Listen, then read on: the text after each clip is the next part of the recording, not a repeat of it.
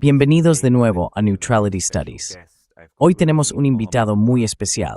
Conmigo está Mohamed Al-Turk, palestino, recién graduado de la universidad y ciudadano de la ciudad de Gaza, que nos acompaña desde allí. Mohamed, bienvenido. Gracias, Pascal, por invitarme. Estoy muy contento de estar aquí. Me alegra mucho que puedas estar aquí y que podamos hablar. Mohamed, antes de empezar, ¿podrías enseñarnos brevemente cómo es el lugar donde estás? Porque me dijiste que estás en una zona de la ciudad de Gaza que no está tan destruida, donde la guerra no se nota tanto. ¿Podrías mostrarnos cómo se ve? Sure, så får jag enseñarte que jag strovlats på begeistamente.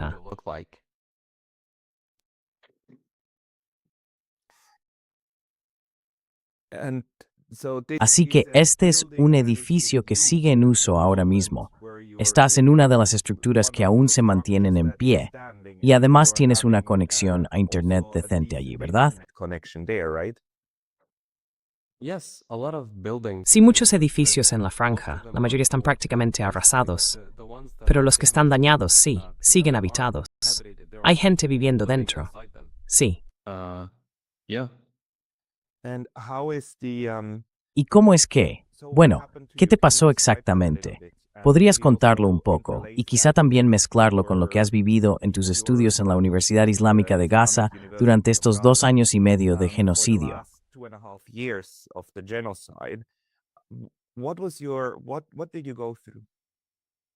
¿Qué pasé yo? Pues sí, era estudiante universitaria. Estaba en mi segundo, en realidad en mi tercer año, en el primer semestre. Iba a la universidad, como cualquier otro estudiante, y mi profesor, quizá lo conozcas, era Rifat Al-Araib, que fue asesinado por Israel en diciembre de 2023. Yo solía sentarme en las primeras filas, cerca de él, para poder prestar atención. Era una persona encantadora y lo asesinaron. 2 o 3 días después de que empezara el genocidio, Israel atacó la universidad. La bombardearon. También bombardearon el edificio de la biblioteca. El edificio donde yo estudiaba y tenía mis clases fue bombardeado. Varios edificios fueron bombardeados. Nunca me imaginé que algo así pudiera pasar, que una universidad fuera bombardeada. Y la bombardearon varias veces a lo largo del genocidio. Fui allí solo para verla. Yo voy a la universidad a pie.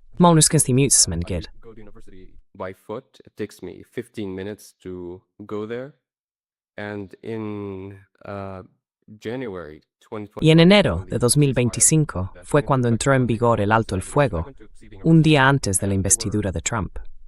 Fui a ver la universidad y allí había un campamento para personas desplazadas. Había algunos edificios dañados, pero no estaban completamente destruidos. Ahora sí lo están. Ahora, 1 año y medio después, todo está destruido en la universidad. De hecho, grabé un video de eso y volví allí. Así que recurrieron a la enseñanza en línea. Yo continué mis estudios en septiembre de 2024 y empecé a hacer clases y semestres. Así es como lo hacemos. Y al final me gradué hace 2 meses. Es una licenciatura y me la dieron en un archivo PDF. No es un papel, no es un título físico. Es un archivo PDF. Pero me alegré de haberme graduado. Era una universidad encantadora, con gente estupenda y profesores maravillosos. Y sí, así fue mi experiencia con la universidad. That's how it was with my university. Bueno, antes que nada, enhorabuena por haberte graduado. Y ahora eres traductora autónoma. Estudiaste, si entendí bien, lengua inglesa y te graduaste en eso. ¿Cómo es la vida ahora en Gaza, después de 2 años y medio? ¿Cómo está tu familia y cómo están tus amigos? ¿Has perdido a alguien? I lost people, at the beginning, that was Perdí a gente. November. Al principio eso fue en noviembre de 2023. Solía enviar mensajes de texto a mis compañeros de clase, preguntándoles cómo estaban, diciéndoles, oye, ¿estás bien? Algunos huyeron hacia el sur, porque al principio Israel emitió esas órdenes de evacuación en el norte de Gaza, diciendo a todo el mundo que se marchara. Nosotros no nos fuimos, nos quedamos en el norte de Gaza. Algunas personas sí huyeron, y en noviembre establecieron ese corredor de Netzarim que dividió Gaza en 2, el norte y el sur. así que cualquiera podía ir del norte al sur, pero no se podía volver del sur al norte. Si intentabas hacerlo, si intentabas regresar, te disparaban y te mataban. Y eso les pasó a algunos palestinos. Intentaron volver a sus casas y los mataron.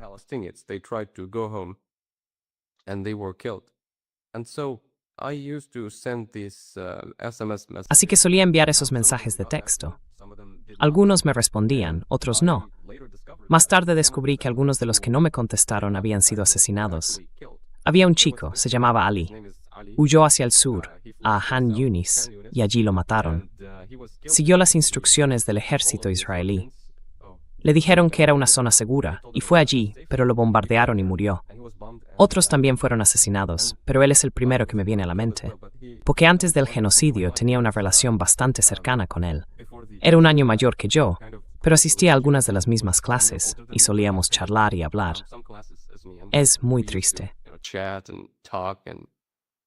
It's very sad.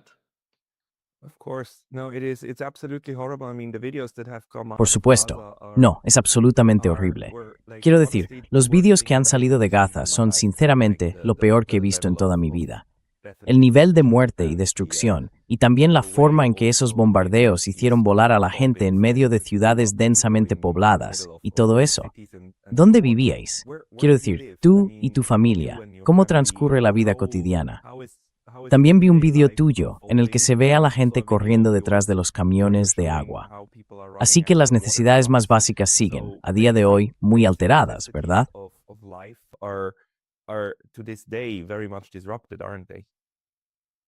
They are, but let me tell you, but let's go back Sí, a few years. lo son. Pero déjame contarte, volvamos unos años atrás. Yo nací aquí. He vivido aquí toda mi vida. Vivía en el barrio de As-Sabra, en el sur de la ciudad de Gaza. Y en 2016 nos mudamos al barrio de Ar-Rimal, en el oeste de la ciudad. 2 años después, en 2018, el edificio donde, era un piso, vivíamos en un piso. El edificio en el que vivíamos fue bombardeado y destruido. Así que tuvimos que alquilar otro piso en el mismo barrio. Y desde entonces, desde 2018, vivimos de alquiler en ese piso. Antes éramos propietarios del otro, el que ya no existe. Desde 2018, nuestra casa fue bombardeada y destruida. La mayoría de la gente en Gaza vive en tiendas de campaña. Yo mismo lo viví cuando huimos hacia el sur, 2 semanas antes del alto el fuego, este gran alto el fuego actual. 2 weeks before the ceasefire, this current big ceasefire, the Israeli forces were advancing in Gaza City and Verás, las fuerzas israelíes estaban avanzando en la ciudad de Gaza, y el ministro de Defensa israelí dijo, vamos a hacer que la ciudad de Gaza parezca Rafah y Beit Hanun, o sea que iban a arrasarlas por completo. Ya no existen, y fue aterrador. Así que huimos de allí, y viví lo que es estar en una tienda de campaña, y es algo horrible. Pero se anunció el alto el fuego, y volvimos a la ciudad de Gaza. Y cuando lo vi, nunca en mi vida habría imaginado lo que pasó. Iba caminando por la calle, hacia el lugar donde estoy haciendo esta entrevista contigo, y había gente sentada en la acera esperando pan.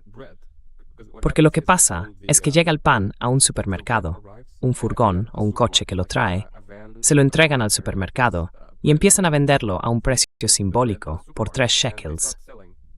the bread for a symbolic price for 3 shekels, and they are just waiting, like in line. Y están ahí, esperando en fila a que llegue la furgoneta. Cuando camino por la ciudad de Gaza, por ejemplo, veo a gente rebuscando en la basura, niños con la ropa sucia cargando bolsas a la espalda, mujeres y hombres, personas mayores. Y no solo buscan algo para comer, también buscan cartón. Lo usan para hacer fuego, para cocinar, porque Israel prácticamente restringe el gas de cocina que entra en Gaza. Así que la gente tiene que usar madera y cartón. Yo mismo he usado cartón antes. Lo que hago básicamente es coger una lata, una de metal. Tiene forma de cubo, pero está vacía por dentro.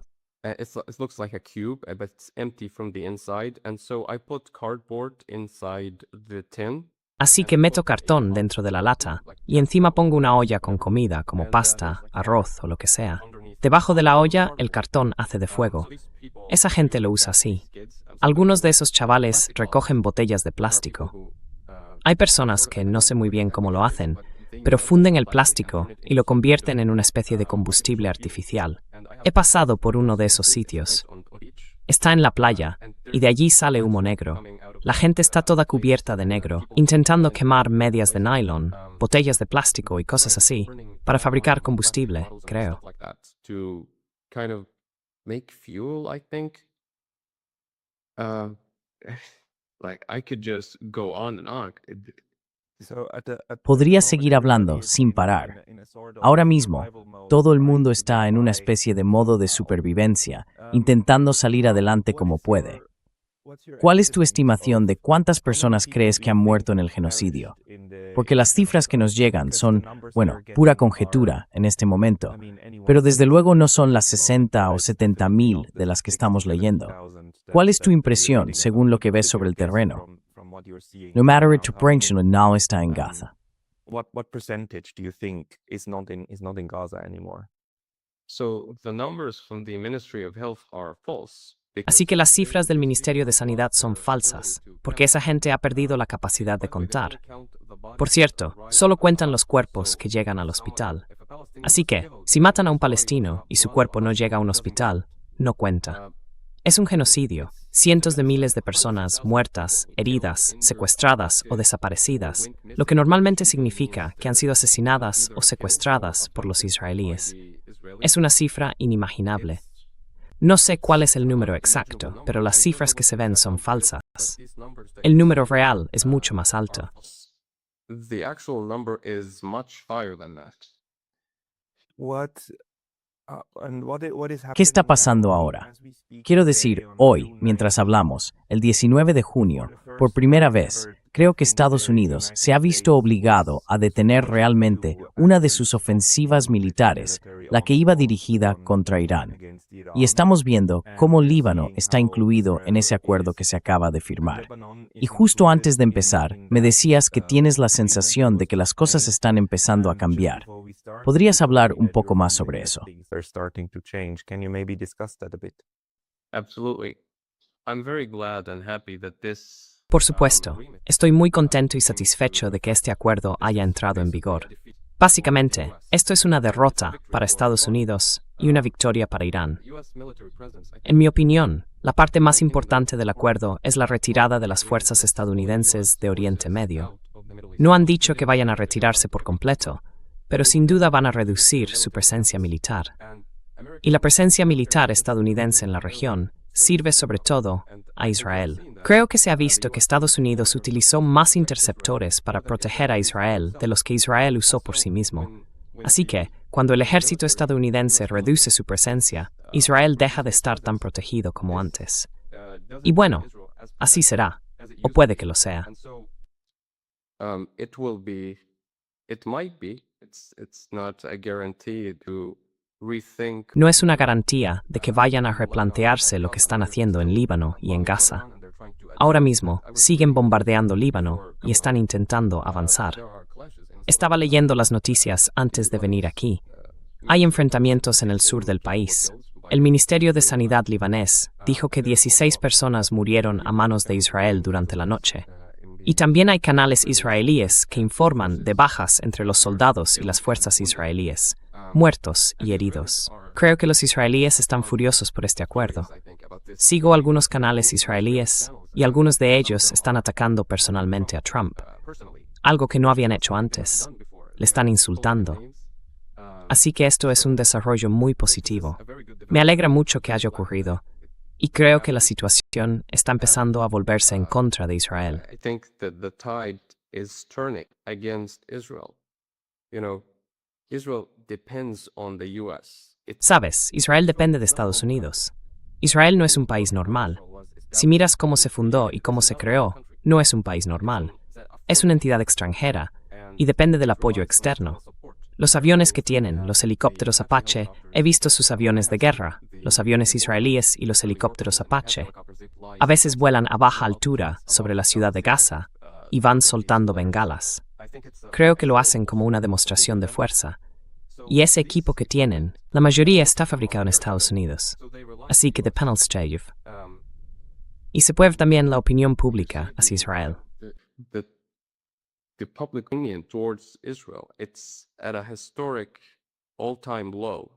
Está en un mínimo histórico. Nunca había sido así antes y no volverá a ser como era. Esto solo va hacia adelante. Y lo que esto traerá en el futuro es una reducción de la ayuda estadounidense a Israel, e incluso, posiblemente, cortar toda la ayuda a Israel. Ahora están intentando integrar los ejércitos de Estados Unidos e Israel, pero siento que he hablado mucho, aunque esto es un avance muy positivo. Israel sigue bombardeando Gaza y Líbano, pero no lo harán para siempre. Llegará un momento en que los israelíes, los criminales de guerra, tendrán que rendir cuentas. Esto no puede y no va a continuar para siempre. I'm glad to hear that this is the impression. Me alegra saber que esa es la impresión que tienes estando allí, en Gaza. Pero cuando escuchas la palabra alto el fuego, y luego lo anuncian y los bombardeos siguen, quiero decir, ¿cómo entiendes eso? A mí me da la sensación, y creo que a muchos aquí en Occidente también, de que para Israel, la idea de un alto el fuego significa que la otra parte deja de disparar mientras ellos siguen actuando como siempre. ¿Qué efectos reales tiene eso para vosotros? Cuando llegó el alto el fuego, ¿las cosas mejoraron de verdad o simplemente se volvieron malas de otra manera? Get better, or did they just get differently bad? So this is very interesting that we've said. Esto es muy interesante, lo que acabas de decir, porque se parece mucho a lo que decía mi profesor, Rifat Al-Arey. Alto el fuego, nosotros cesamos, ellos disparan. Así es como funciona. Cuando se anunció el primer alto el fuego, el que entró en vigor un día antes de la investidura de Trump, todo el mundo en Gaza estaba feliz, yo incluido, porque pensamos que ya estaba, que el genocidio había terminado, que la agresión había terminado, que podríamos volver a nuestras casas. Y, por supuesto, Israel siguió bombardeando y matando a palestinos. Mataron a 150 palestinos. Y en marzo, 2 meses después del alto el fuego, el 18 de marzo, reanudaron el genocidio a gran escala. Lanzaron ataques aéreos durante la noche y mataron a más de 600 palestinos. During the night, killing over 600 Palestinians, and they said the war is back, the genocide is back. Y dijeron que la guerra había vuelto, que el genocidio había vuelto, rompiendo por completo el acuerdo. Y si miras los medios de comunicación de entonces, decían reanudación de las hostilidades. No decían que fuera Israel quien estaba rompiendo todo el acuerdo, porque esos medios son sionistas. Ellos moldearon el relato. Y en este alto el fuego, este falso alto el fuego, cuando se anunció, estábamos en Nuseirat al-Balak, en el centro de la Franja de Gaza, y yo estaba tumbado en un colchón. Era por la tarde y empecé a oír a la gente vitoreando. Había muchas tiendas de campaña a nuestro alrededor y no entendía qué estaba pasando. ¿Por qué aplaudían y silbaban? Y resultó que había un alto el fuego. And it turned out that there was a ceasefire. And Trump, said there's peace in the Middle East after Y Trump 3,000 dijo, years or hay whatever. paz en Oriente Medio después de 3.000 años o lo que sea. Y yo pensé, ya está, esta vez sí, ya está. La guerra, el genocidio se ha acabado y vamos a volver a nuestras casas. La mayoría de la gente ya había perdido su hogar en ese momento, porque en el genocidio que siguió al primero, el genocidio durante el mandato de Trump, básicamente lo que hacían los israelíes era demoler casas en Gaza. Mucha gente no sabe cómo se destruyó Gaza, pero no fue con bombardeos aéreos, fue con excavadoras. Y tienen excavadoras D9 que son de fabricación estadounidense, excavadoras militares muy potentes. Y simplemente embestían las casas palestinas con esas máquinas. Y todo se venía abajo. And it would just stall thing collapse. For taller buildings, they use Para los edificios más altos, usan las unidades de ingeniería. Colocan explosivos en esas casas. Son edificios residenciales y los hacen volar todos a la vez, mientras se graban celebrándolo. Sabes, hubo un rabino al que trataron como a un héroe en la televisión nacional. Es un colono de Cisjordania y es un terrorista. Era conductor de una excavadora D9 y entró en Jabalia. Hubo una incursión en Jabalia, en el norte de Gaza, en octubre de 2024. Eso fue durante el mandato de Biden, claro. Y lo que hicieron las fuerzas israelíes en Jabalia fue demoler todas las casas que pudieron. Y este tipo fue entrevistado en la televisión israelí y hablaba de cómo solía demoler. to talk about how he used to demolish. They asked him, "How many homes did you demolish?" And he said, Le preguntaron, ¿cuántas casas has demolido? Y él respondió, 50 casas por semana, mostrando así su dedicación a demoler viviendas. Dijo que ellos, refiriéndose a los palestinos, ya no tienen nada a lo que volver. No tienen números de identificación, ni tarjetas, ni nada, ni siquiera recuerdos. Y estaba triste porque se encontraban a las afueras de Beit Lahiya, al norte de Jabalia, ya que entró en vigor el alto el fuego y tuvieron que retirarse. Estaba triste porque no demolieron Beit Lahiya. Terroristas, las cosas y las listas que tienen, y están haciendo lo mismo en Líbano. Unos auténticos salvajes. In Lebanon, they're absolute savages. What is your ¿Cuál es tu impresión de las personas que siguen en Gaza, tus amigos, tu familia, tú mismo? Cuando todo esto termine, ¿cómo ves el futuro de Gaza? ¿Hasta qué punto estáis tú y la gente que te rodea decididos a quedaros allí y reconstruirla? ¿Existe algún tipo de visión sobre el futuro de vuestro hogar? Is there any kind of vision for the future of your home? Unfortunately, in the near and medium term, Por desgracia, a corto y medio plazo no creo que esto vaya a continuar. Creo que las cosas van a seguir empeorando, como está ocurriendo ahora mismo. Quiero decir, ayer Israel bombardeó Gaza y mató a 3 palestinos, o quizá 4. Anteayer bombardearon Gaza y mataron a 4 palestinos. Y siguen demoliendo casas palestinas, incluso durante este falso alto el fuego. Así que, en cuanto a la esperanza para el futuro, a largo plazo sí, creo que hay esperanza. Pero a corto y medio plazo, no soy optimista. future, I'm not optimistic, unfortunately. And when we talk about the political Y cuando hablamos de la política que hay detrás de todo esto, la política del genocidio, la política de lo que lo hizo posible, ¿a quién crees que hay que responsabilizar de lo que te ocurrió? Porque claro, los israelíes, las fuerzas de defensa de Israel, son quienes ejecutan el genocidio. Pero hay muchos países que lo permiten. Y el primero de todos es Estados Unidos. También Alemania. También los grandes medios de comunicación. También el propio sistema político de Occidente. Es un crimen político increíble, de una magnitud que resulta difícil, o que para mí fue casi imposible de imaginar. ¿Dónde crees que está la principal responsabilidad de todo esto? that the prime responsibility for this lies? On Zionists all around the world. Sobre los sionistas en todo el mundo.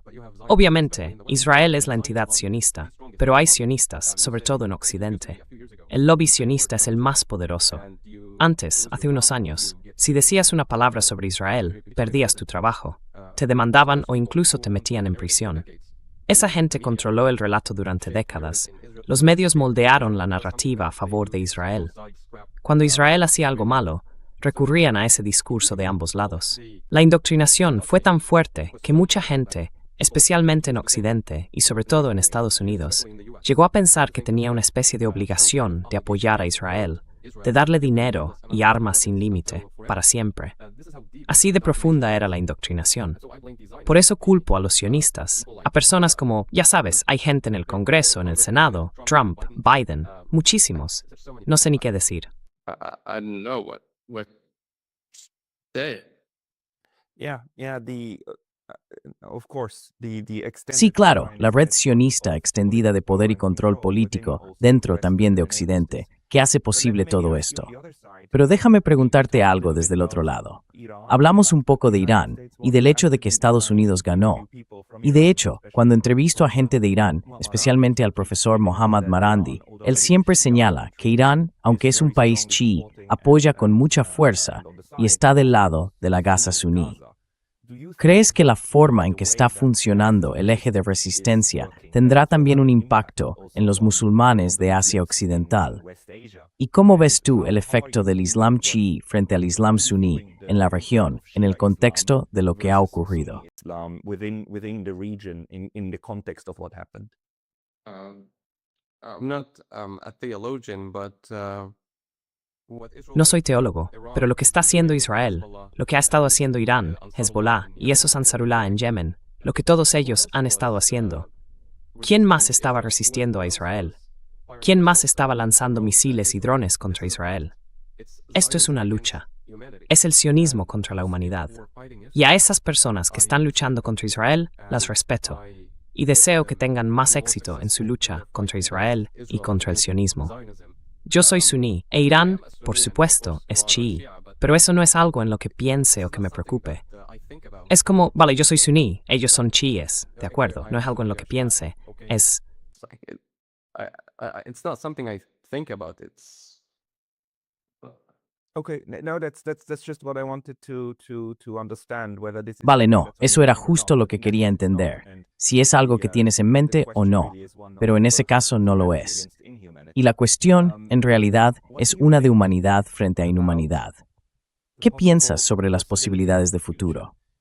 Si alguien te ofreciera la posibilidad de una solución de dos estados, o de un solo estado, o cualquier otro tipo de acuerdo político, ¿a qué crees que podrías decir que sí, después de todo lo que has tenido que vivir?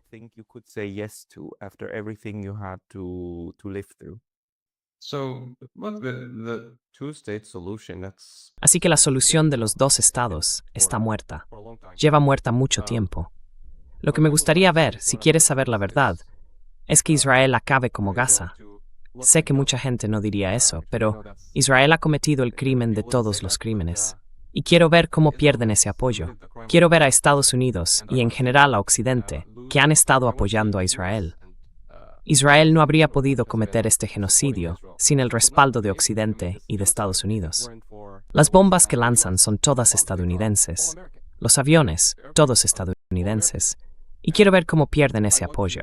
see them lose that support. And without that support, Israel Y sin ese apoyo, Israel no podrá atacar a nadie, no podrá cometer un genocidio, ni atrocidades ni crímenes de guerra. Y como he dicho, Israel no es un país normal. Cualquiera que haya seguido este genocidio durante 2 años y medio, creo que llegará a la conclusión de que el problema no es el gobierno de derechas de Netanyahu, ni los colonos violentos en Cisjordania. El problema es Israel en sí. Ese es el problema. Están bombardeando a todo el mundo. Pero como he dicho, no lo harán para siempre. Llegará un momento, y no creo que esté muy lejos, en que no podrán atacar ni cometer crímenes de guerra ni atrocidades. and commit war crimes and atrocities. How do you think that ¿Cómo crees que se escribirá esta historia? Porque, ya sabes, uno de los intentos fue, por supuesto, presentarlo como un acto de autodefensa por parte de Israel, ¿verdad? La narrativa de víctima que Israel ha intentado difundir fue enorme. Quiero decir, lo intentaron con todo lo que tenían y fracasaron, en mi opinión.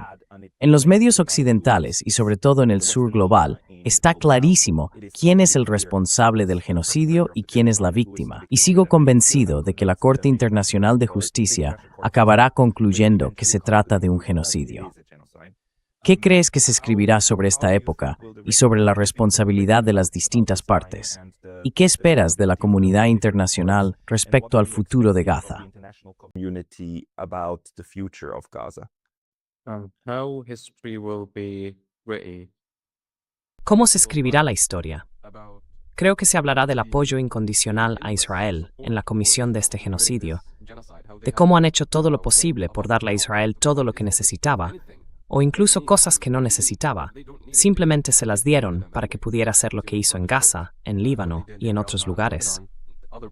Pero como decías, eso de que Israel tiene derecho a defenderse se ha convertido en una especie de mantra. Israel tiene derecho a defenderse. Israel tiene derecho a existir. Israel es la única democracia de Oriente Medio. Todo eso ya no funciona como antes.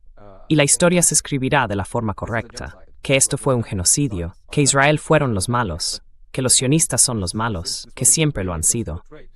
Pero no era así como se contaba. Ahora sí lo será, de aquí en adelante. Mucha gente es cómplice por apoyar a Israel y encubrir sus crímenes, y serán juzgados. La historia los juzgará por eso. for doing that. Do you view, in the discussions I've had on my channel, there were several people who pointed En las out conversaciones que he tenido en mi canal, varias personas han señalado que Israel y el sionismo son, en realidad, una de las manifestaciones más recientes de algo muy, muy antiguo y muy europeo, el colonialismo, el colonialismo de asentamiento y el intento de erradicar a la población local para reemplazarla por gente llegada de Europa. Quiero decir, eso fue exactamente lo que los europeos hicieron con todo el continente norteamericano, casi por completo. Pero también es algo que están intentando en Oriente. Tú también interpretas lo que está ocurriendo como una forma de colonialismo europeo, como un intento europeo de conquistar vuestra tierra. Porque al fin y al cabo, la forma en que se creó Israel fue así. Personas procedentes de Europa, inmigrantes sionistas judíos que llegaron a Palestina y immigrants who came into Palestine and took it by force. La tomaron por la fuerza. El primer ministro de Israel, David Ben Gurión, era polaco. Nació en Polonia, creo, y llegó a esa tierra diciendo, Dios me prometió esto hace 3000 años. El segundo primer ministro era ucraniano, el tercero también ucraniano. Así que eran personas que venían de Europa. Llegaron a esa tierra y la tomaron por la fuerza. Y por supuesto, los británicos les ayudaron a crear esa entidad sionista. Así que sí, tienes razón. So you are accurate and correct.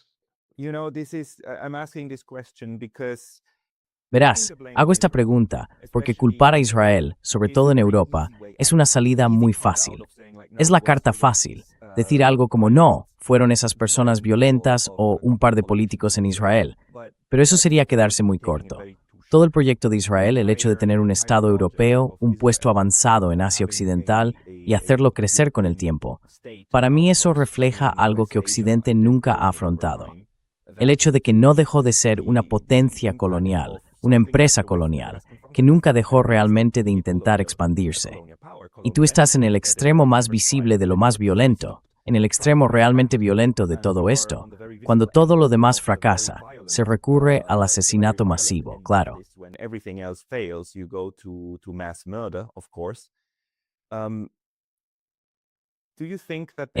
¿Crees que hay futuro? Quiero decir, si Palestina vuelve, o bueno, Palestina ya existe. Hay muchos países que reconocen a Palestina, que también reconocen Gaza como parte de Palestina, y eso le daría de inmediato un asiento en la Asamblea General. Palestina ya tiene representación en varios organismos de la ONU. ¿Cómo crees que Palestina, como Estado, se relacionará en el futuro con la comunidad internacional y sobre todo con Occidente a la hora de pedir o exigir justicia por lo que ha ocurrido?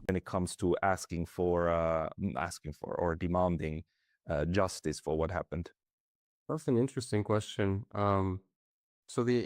Esa es una pregunta interesante. Verás, la comunidad internacional y el orden mundial en el que vivimos ahora están cambiando. En el futuro, puede que no exista. Mira, la comunidad internacional, en realidad, significa Occidente, en su mayor parte. Y no veo que esto sea algo que pueda pasar en el futuro.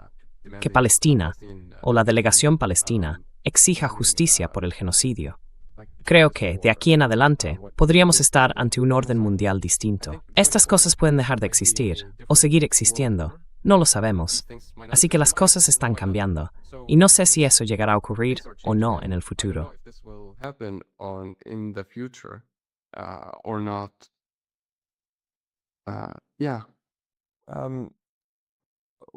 Sí. ¿Qué crees que hará ahora la gente a tu alrededor en lo que respecta a la reconstrucción de Gaza? ¿Cuál sería tu principal petición a Occidente, pero también al resto del mundo? ¿Cómo puede la gente ayudar a Gaza en cuanto sea posible acceder desde fuera, en cuanto se rompa el asedio? ¿Qué necesitaría Gaza antes que nada? ¿Y cómo empezarías a reconstruir la vida allí?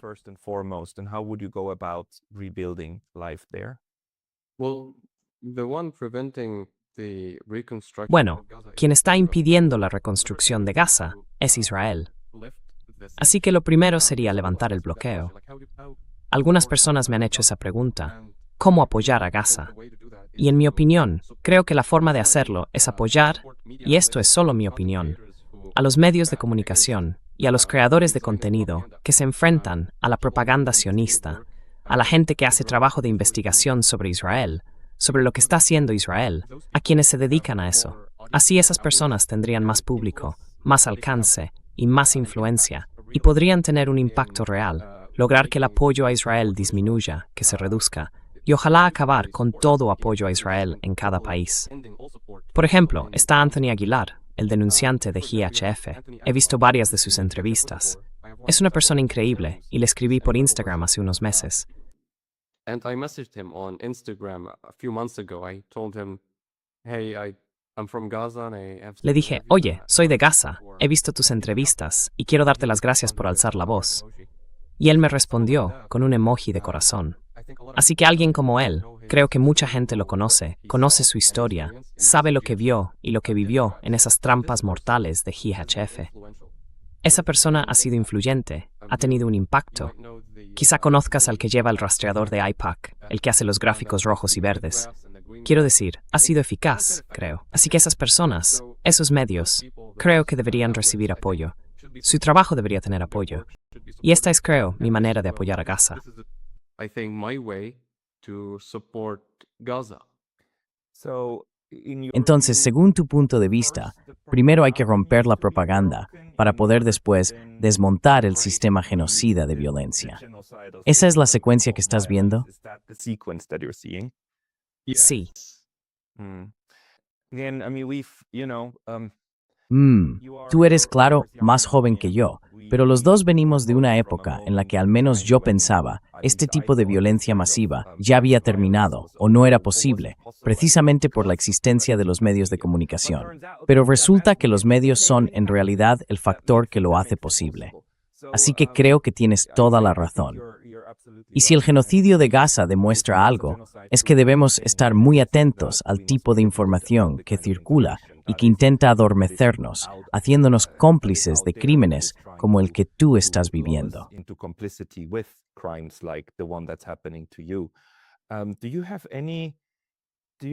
¿Tienes alguna intuición sobre lo que se podría hacer para lograr un cambio? Quiero decir, tú por un lado vives en Gaza. Por supuesto, ves de primera mano lo que está ocurriendo. Y creo que los vídeos que están saliendo de Gaza son muy importantes para informar a personas como yo que estamos fuera sobre lo que realmente os está pasando. Pero, ¿tienes alguna otra idea o intuición sobre lo que se podría hacer para romper también el monopolio mediático de la información? Another thing, calling for Otra cosa, sí, pedir que se presione a los gobiernos para que pongan fin a su apoyo a Israel, boicotear los productos israelíes, pedir un embargo de armas a Israel, el movimiento BDS, boicot, desinversión y sanciones, pedir que los soldados israelíes que se van de vacaciones a Europa, a Tailandia o donde sea, sean detenidos, que se les arreste y se les juzgue. Impedir y cortar las relaciones con Israel, no permitirlo, sancionar a los funcionarios israelíes, sancionar al gran terrorista Benjamin Netanyahu y a sus matones, a sus soldados israelíes, hacer cosas así. Y bueno, esto no es algo que ocurra de la noche a la mañana. Es un proceso largo, pero al final creo que dará resultados. I believe that it will have results. Right. I think so too. And one of the most surreal Sí, yo también lo creo. Y sabes, uno de los momentos más surrealistas para mí en los últimos años fue ir a Tailandia y estar en un hotel lleno de turistas israelíes de vacaciones. Y por supuesto, no había ni un solo turista palestino allí, por razones obvias. Es realmente la escala en la que un genocidio se convierte en un crimen cometido por varios grupos al mismo tiempo, y cómo un grupo puede llevar una vida normal, irse de vacaciones, mientras el otro muere en masa. Es algo que nunca imaginé que volveríamos a vivir. Pero bueno, déjame devolverte la pelota. Te he hecho muchas preguntas que tenía en la cabeza, pero ¿de qué no hemos hablado? Algo que tú creas que es importante que la gente entienda. Algo que pienses que desde fuera la gente no percibe y que te gustaría transmitirles. ¿Qué es lo que te importa? Algo que te gustaría decirle a la gente. What is important to you? Like something you would like to tell people? Well, talking to someone like you, I think that's a great opportunity. Bueno, hablando con alguien como tú, creo que es una gran oportunidad. Creo que mucha gente entiende ya la maldad del sionismo y de los sionistas. Pero esto es, no te lo creerías, bueno, supongo que ahora sí te lo creerías, lo que hacen los israelíes. Por ejemplo, al principio del genocidio, había un cirujano en el hospital Al-Shifa en el oeste de la ciudad de Gaza, y fue secuestrado por las fuerzas israelíes. Se llamaba Adnan el-Barf, y creo que fue agredido sexualmente y torturado hasta la muerte. Ahora bien, ¿por qué secuestrarías a un cirujano y lo torturarías hasta matarlo? Eso lo haría una organización terrorista. Y el ejército israelí es una organización terrorista. And the Israeli military, it's a terrorist organization. They have done so many things. Han hecho tantas cosas. Mira, algo reciente que recuerdo de hace como un mes. Era una niña en Jabalia, entre las ruinas de Jabalia, cerca de la llamada línea amarilla, que Israel ha ido empujando hacia el oeste, ocupando cada vez más terreno y robándolo. La dispararon las fuerzas israelíes. Iba a primaria, creo, y vi una foto de su padre sosteniéndola así, en una bicicleta o algo parecido, intentando llevarla al hospital, pero ella murió. En esa zona no hay hospitales, así que tuvo que recorrer una gran distancia para llegar, y no lo consiguió. También hubo una historia hace unos meses sobre dos hermanitos.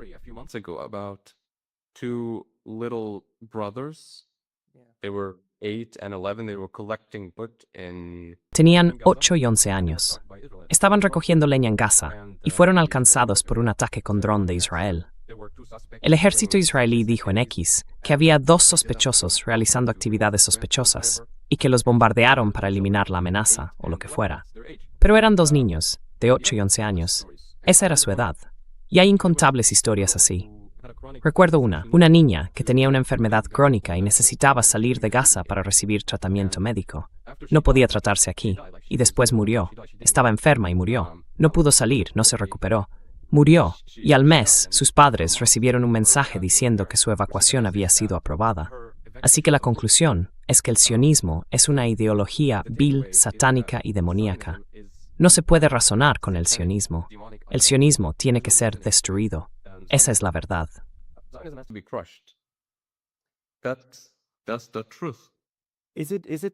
¿Puedes distinguir entre el sionismo y el judaísmo? ¿Crees que es importante hacer esa distinción?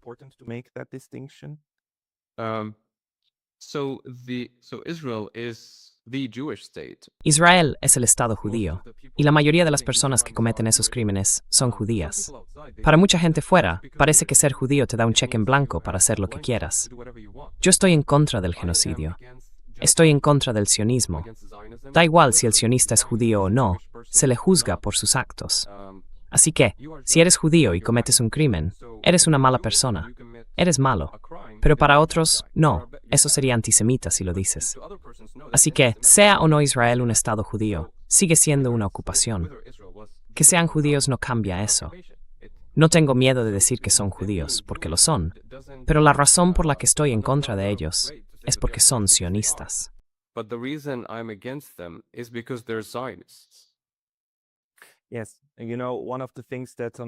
Sí. Y bueno, una de las cosas en las que pienso mucho últimamente es en lo importante que es hacer esta distinción, diferenciar, ¿no? Porque el sionismo es una ideología política que busca que Israel sea un Estado judío solo para los judíos.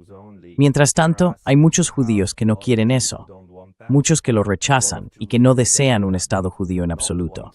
Y muchos de ellos están fuera de Israel.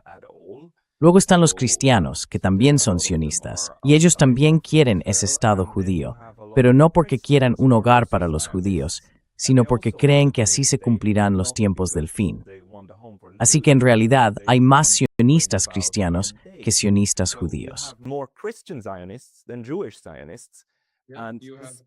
Y luego está Mike Huckabee, el israelí. Está completamente loco. Seguramente le habrás visto en su entrevista con Tucker Carlson. Sí. Del Nilo al Éufrates. Tucker le preguntó, ¿qué es eso? Y él respondió que estaría bien si se lo quedaran todo. Eso es un sionista. Es cristiano, no es judío. Pero es sionista. Y está loco. Mike Huckabee fue ayer o anteayer. Estaba respondiendo a Trump. Trump dijo que sin Estados Unidos no existiría Israel, que Israel no existiría, lo cual es cierto. Y entonces Mike Huckabee dijo que sin Israel, o sin los valores judíos, o algo así, Estados Unidos no existiría. Así trayendo no podrimba, son irredimibles.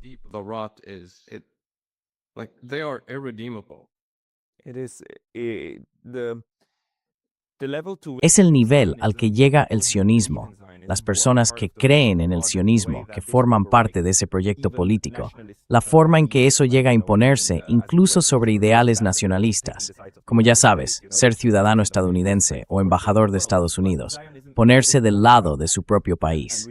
Eso debería ser lo más natural del mundo.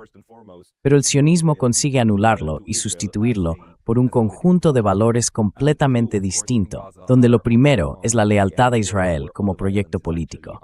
Y tú, por supuesto, en Gaza, estás en el extremo donde se descarga toda la violencia.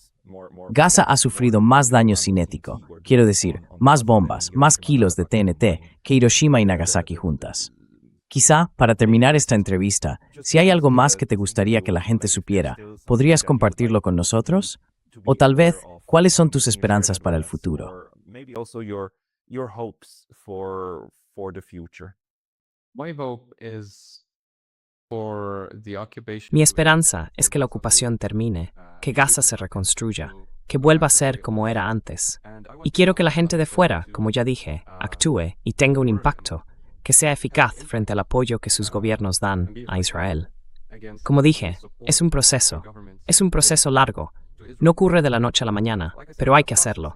Seguid pidiendo un embargo de armas, seguid presionando a los políticos, elegid a candidatos que no apoyen el genocidio, seguid haciéndolo. Y las cosas cambiarán. Las cosas están cambiando. No veo que estén cambiando aquí en Gaza, todavía no, pero sí están cambiando en muchos lugares. Y eso va a seguir ocurriendo. many places, and this will continue to happen. Eso espero. Y tenemos que cambiarlo. Quiero decir, no puede, no debe seguir así. Mohamed, para la gente que quiera seguirte a ti y a tu trabajo, ¿hay algún sitio donde publiques tus videos, tus escritos o algo parecido? I do not write actually, but I have a En realidad no escribo, pero tengo una pequeña cuenta en X. No soy muy activo allí, pero mi usuario es Mohalturk. Se deletrea MOHLTERK. Puedes mandar mensaje directo si quieres estar en contacto conmigo. DM me if you wanted to reach out. Intentaré poner el enlace a tu cuenta de Twitter en la descripción de abajo y, por supuesto, te volveremos a tener en el programa. Por favor, escríbeme también si pasa algo sobre el terreno que creas que sea importante contar. Mohamed Al-Turk, muchísimas gracias por tu tiempo hoy. Gracias, Pascal.